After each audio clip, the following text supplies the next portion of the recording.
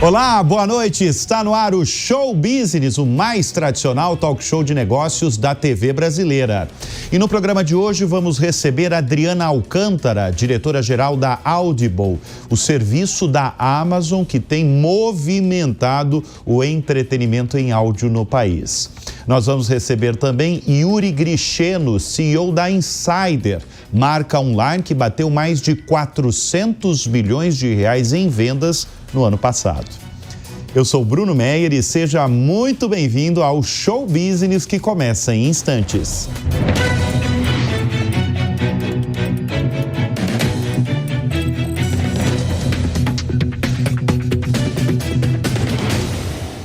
Ela comanda uma companhia fundada nos Estados Unidos na década de 1990 e vendida depois para a Amazon.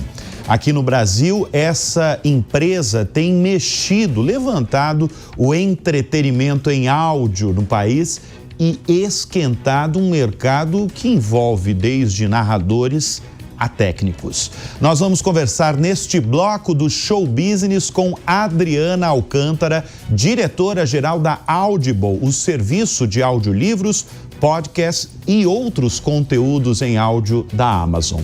Adriana, obrigado pela presença aqui em nosso estúdio.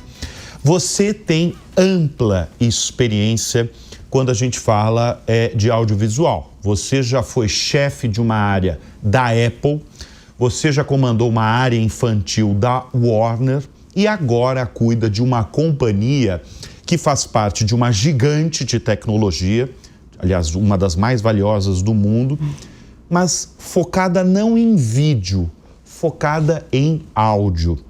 O que mais chamou a sua atenção quando você recebeu o convite para liderar a companhia? Bom, primeiro de tudo, quero agradecer a oportunidade de estar aqui. Aprecio muito o teu programa, então estar aqui é um presente. Respondendo a tua pergunta, o que eu me perguntei é como é que vai ser o audiovisual sem o visual, né? E agora, o que me veio logo na cabeça é que eu comecei a minha trajetória como roteirista. Eu gosto muito de escrever. E aí, o escrever, ele é contar histórias, né? E eu acho que isso que os livros, na verdade, fazem, né? Eles contam histórias. Então, eu fui me conectar lá com o comecinho da minha carreira, quando eu fui roteirista. E foi uma surpresa, porque pela loucura do dia a dia, eu já estava numa dinâmica de ler muitos livros de autodesenvolvimento voltados para a profissão e tinha largado um pouco a ficção, que a gente acaba despriorizando. Então, aceitei o convite com um sorriso no rosto, uma oportunidade maravilhosa, ainda mais quando você não está no começo de carreira, você ter essa oportunidade de liderar dentro de um outro segmento é bastante raro, né? Então, tem sido uma jornada maravilhosa. E deixa eu chamar mais uma vez a atenção da nossa audiência sobre essa empresa, porque a Audible, ela foi fundada nos Estados Unidos por um jornalista. Você está falando que você era roteirista, né? Começou sua carreira como roteirista. Essa empresa foi fundada por um escritor e um jornalista e vendida depois para a Amazon de Jeff Bezos. Eu queria que você contasse, como boa roteirista, como nasceu essa empresa e o que você acha que chamou a atenção de Jeff Bezos para comprar essa companhia. Olha, esse jornalista adorava correr e você não consegue correr lendo um livro tradicional.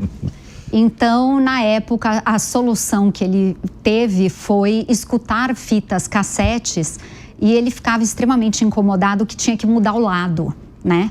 E ele falou, nossa, eu preciso arrumar uma solução. E foi meio que nesse caminho que ele foi desenvolvendo e chegou-se no modelo que a gente tem hoje. O audiolivro, embora aqui no Brasil seja um segmento recente, né, eu acho que a Audible chegou para desenvolver um catálogo em larga escala em português que não estava disponível para os brasileiros anteriormente, que pede investimento, enfim. E eu acho que o que ele viu foi isso. Era um segmento onde a Amazon ainda não atuava, com muitas sinergias dentro do grupo, como os próprios livros digitais, os livros físicos, que é, né, um grande carro-chefe da Amazon, e faltava o áudio, né? Então, até porque toda a história da Amazon começa com livro, né? Exatamente. Então tem uma sinergia ali extraordinária com a companhia que esse jornalista... Qual é o nome dele? Don Katz. Tá. Não, e sem dúvida também, acho que como um grande, né, empreendedor e com a visão que ele tem, você precisa dominar todos os formatos, né? E eu acho que é isso que a Amazon sempre fez, né? Foi olhar as oportunidades e aos poucos abrindo esses leques. Então, tendo a relevância que ela tem em livros, tanto digitais quanto físicos, o áudio era um passo muito importante. A Audible chegou no Brasil quando? Vamos fazer 2 anos em outubro de 23. Quer dizer, é uma entrada aí recente. Bastante. No mercado brasileiro. Agora, a gente está falando essencialmente do mercado editorial, que tem grandes diferenças com o mercado americano. O mercado editorial americano é muito mais lucrativo, sempre foi, do que o mercado brasileiro. Simplesmente porque os americanos, e se você comparar sobretudo os franceses ou outros lugares, leem muito mais do que os brasileiros. Consequentemente, esse mercado ganha muito mais dinheiro. Como é que anda o mercado editorial no Brasil? As pessoas estão lendo menos, as pessoas estão lendo tanto quanto liam há 5, 10 anos atrás. Como está? Olha, de 2023 para 2024, a gente viu em pesquisas uma queda na leitura do modelo tradicional, né, do livro físico principalmente. Porém, eu acho que para contrabalançar esse número, a Audible tem muito a contribuir. Porque a gente vem porque na pesquisa, a principal razão para as pessoas não lerem tanto é a falta de tempo. Então, todo mundo gostaria de ler mais, mas não dá tempo. Isso é uma realidade brasileira ou é uma realidade de outros países também? Eu acho que no Brasil, como o audiolivro ainda não era totalmente disseminado e com os títulos mais relevantes disponíveis e etc., no Brasil isso aparece em pesquisa. Se a gente olha para os Estados Unidos, país da Europa onde a Audible opera, o áudio já está disponível há muito tempo, né? Então, tanto no hábito quanto na disponibilidade do catálogo. Então, um dos desafios que a gente tem e que a gente comunica muito é aonde que a Audible, de uma certa maneira, amplia as horas do seu dia. Porque enquanto você está dirigindo no trânsito, você não pode estar lendo um livro tradicional. Mas você pode escutar um livro da Audible quando você está correndo, quando você está passeando com o cachorro, quando você está cozinhando.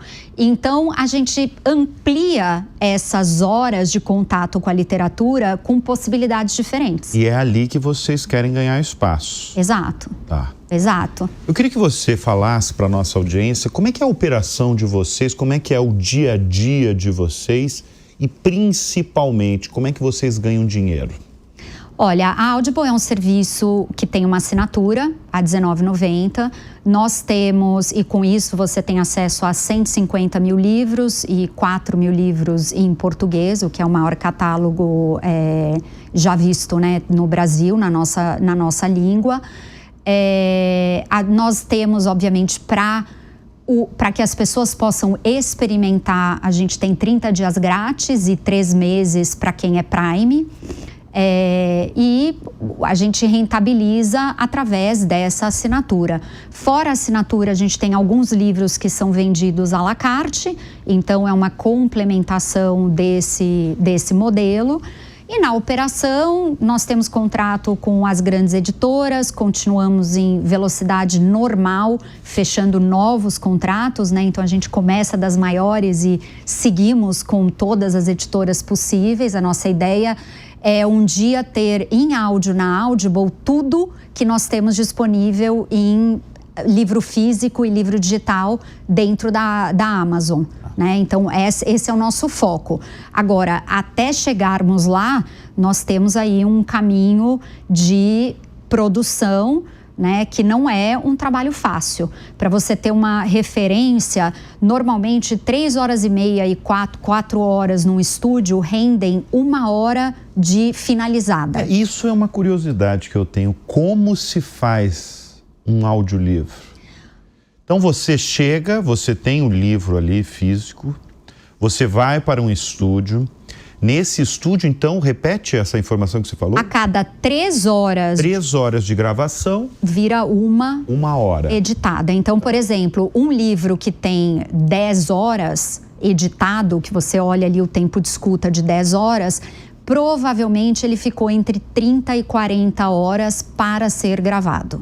Né? Óbvio que a gente também grava no máximo 4, 5 horas por dia, porque tem toda uma questão, né, de voz, e a gente segue produzindo na mesma velocidade. Eu imagino, você falou de voz, né? Eu imagino que faz parte do cuidado de um bom audiolivro a voz do locutor e do narrador, né? Sim.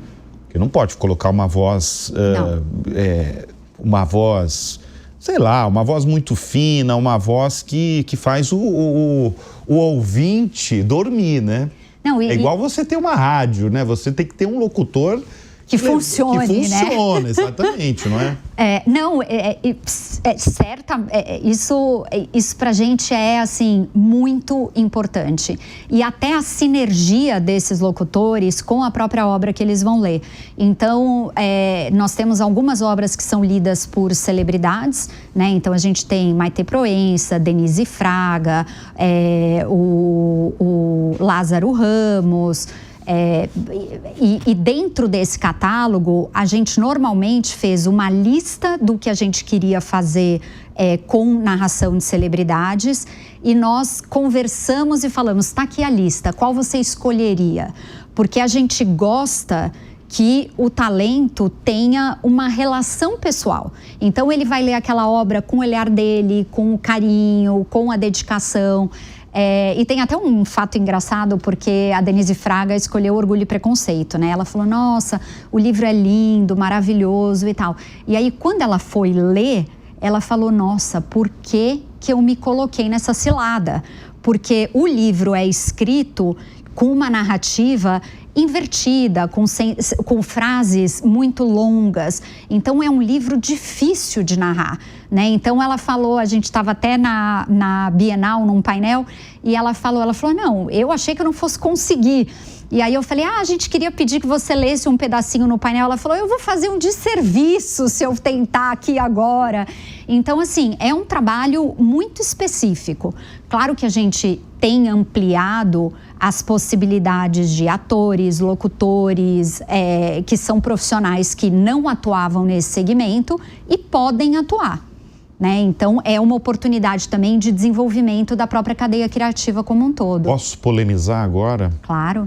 Vocês não vão colocar a inteligência artificial para ler os livros, né? Para ler como se fossem os autores, narradores, apresentadores. Então, tem muitas camadas nessa questão. Nós temos os livros narrados pelos autores, é uma das coisas que a gente faz quando faz sentido, quando o autor quer, funciona. Eu, pessoalmente, narrei o meu próprio livro em português e em inglês. Tem autores que a gente não faz isso. A gente não usa nos Estados Unidos hoje nenhuma inteligência artificial para narrar. A gente tem narração humana, trabalha com mais de 23 estúdios. Pra você ter uma ideia, até hoje passaram mais de 600 vozes nos estúdios com os quais a gente trabalha.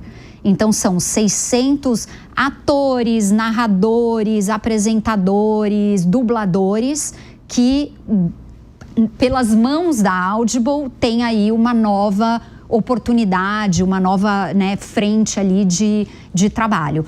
Nos Estados Unidos, a gente tem alguns testes acontecendo, mas não no sentido de você ter a voz de um autor e com aquela referência você ter uma voz de inteligência artificial, né? Então, uma coisa é uma coisa, outra coisa é outra coisa.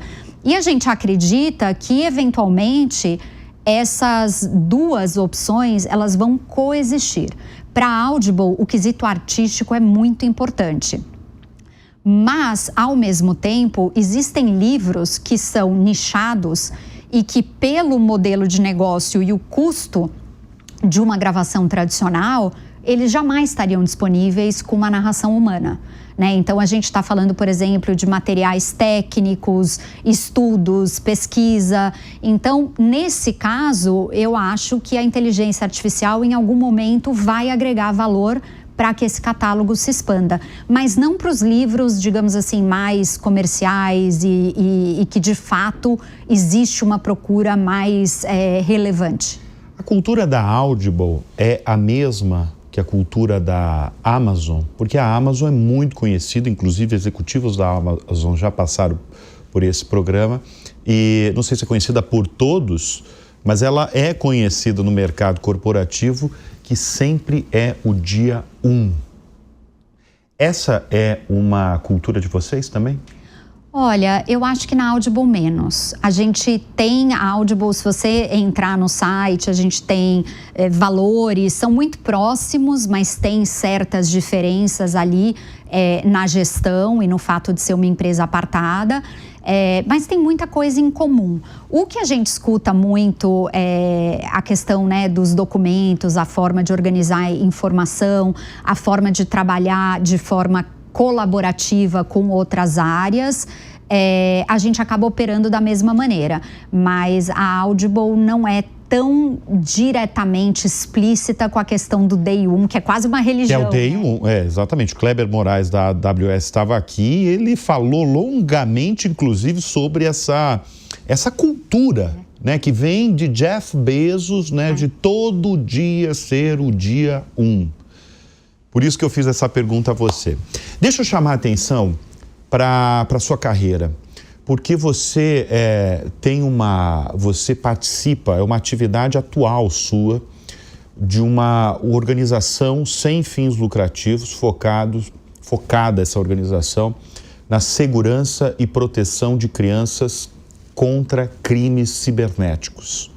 Um assunto sério, um assunto que eu quero justamente que você traga aqui neste bloco.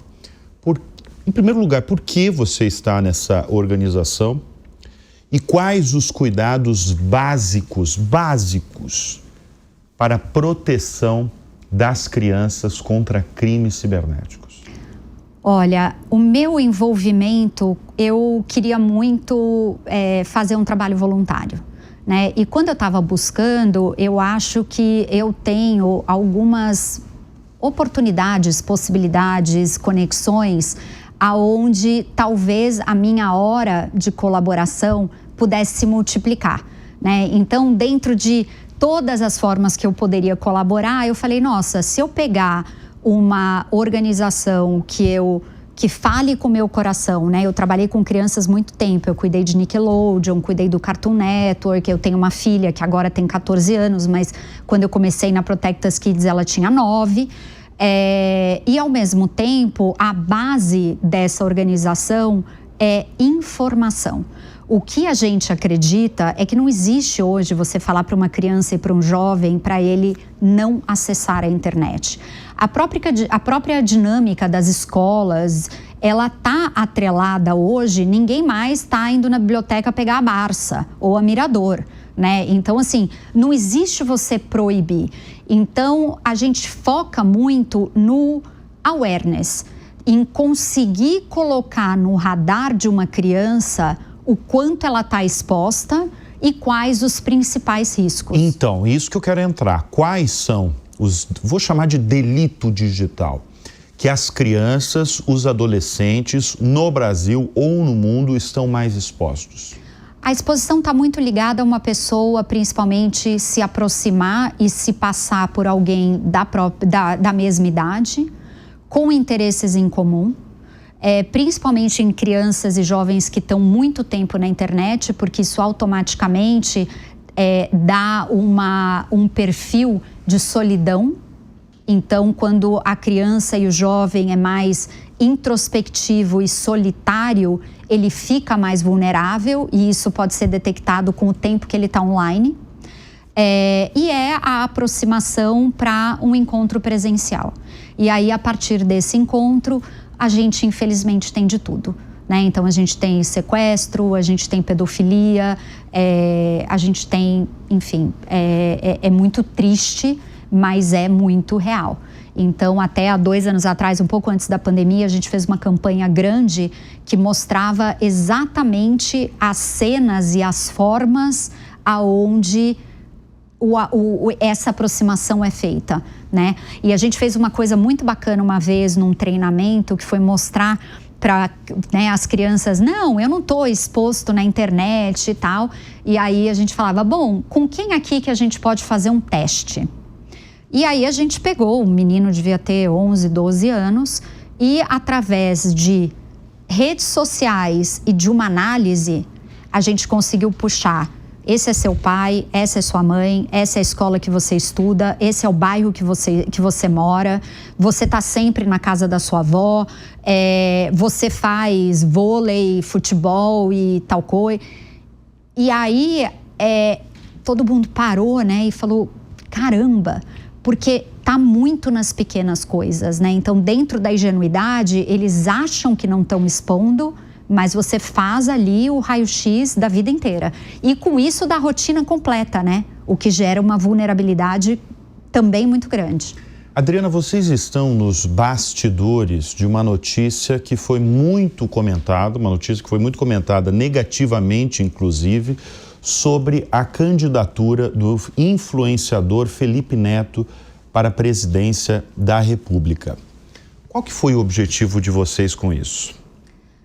Olha, a Audible, a gente trabalha com marketing de influência como um dos pilares, né? Como não poderia ser diferente. Nós somos um serviço digital, onde boa parte das pessoas assinam, né, através do iPad, através de um eletrônico portátil. Então faz parte do programa de influências que a gente vem fazendo desde o nosso lançamento. Como a gente faz muito também marketing espontâneo, né, um trabalho colaborativo com booktokers e com influenciadores que tenham uma alta conversão no perfil de ouvinte que a gente Mas nesse caso, Felipe Neto, foi contratado por vocês para fazer esse marketing. Foi a respeito de um livro específico? Esse foi a respeito de um original. O vídeo do Felipe Neto, ele falava claramente sobre 1984. Então, ele mencionava o Grande Irmão, ele mencionava detalhes do livro muito claros para o lançamento de 1984.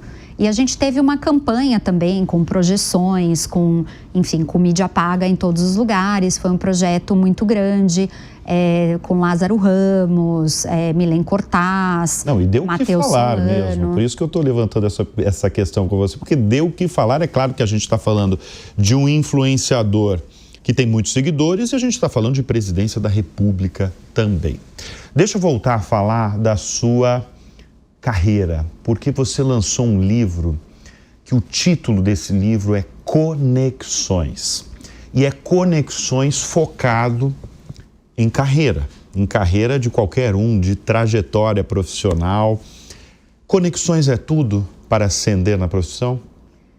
Olha, Bruno, eu acho que é muita coisa, né? O que eu preciso dizer é que você, embora o livro de fato fale da relevância dessas conexões e tal, eu até poderia dizer que foi tudo pensado e que eu me conectei com tal pessoa e mantive tal relacionamento pensando no que aquilo...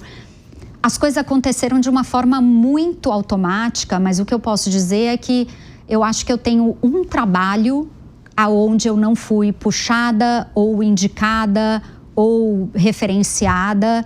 Então, toda a minha trajetória, ela não foi marcada por agora eu quero trabalhar num operador, né? Eu trabalhava sempre no lado de programador, nos canais de TV por assinatura, e aí eu fui participar do lançamento da Oi TV, liderando a área de conteúdo.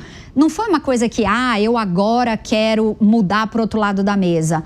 aconteceu e aconteceu através de uma conexão, né? Então, o que eu quis mostrar no livro, que eu acho que, primeiro, as pessoas dizem muito que você não pode ser no trabalho a pessoa que você é na vida. Para mim, isso é impossível, impossível. É um esforço, você fica 15 horas trabalhando, imagina eu chegar aqui e ser uma outra pessoa, falar de outro jeito, pensar outra... Não dá. É muito cansativo e a energia vai para um lugar onde não gera produtividade. Então, eu acredito que você tem que ser a mesma pessoa e com isso você coloca em cima da mesa as suas vulnerabilidades e com isso você tem a equipe se sentindo à vontade para arriscar, para errar, para tentar o novo e ali a magia acontece. E aí, quando você tem bons projetos e bons resultados e você compartilha isso com as equipes, como um sucesso genuíno nosso, todo mundo brilha e todo mundo fica feliz e isso gera meio que uma união.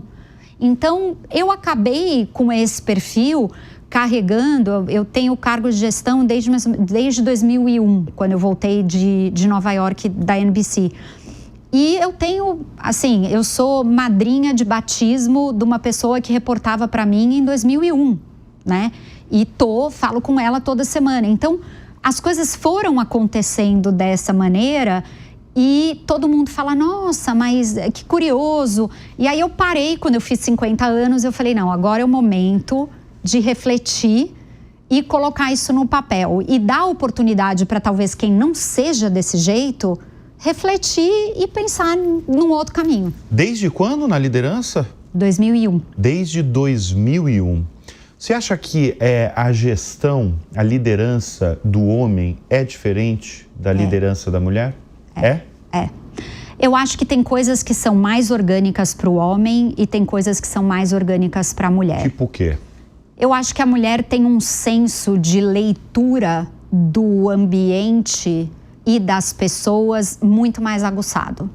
E com isso a gente consegue dar o feedback, digamos, com o volume que ele deve ser, né? Você, às vezes, para o João, você tem que dar o feedback de uma forma direta, um pouco mais crua, porque senão ele vai achar que é uma conversa.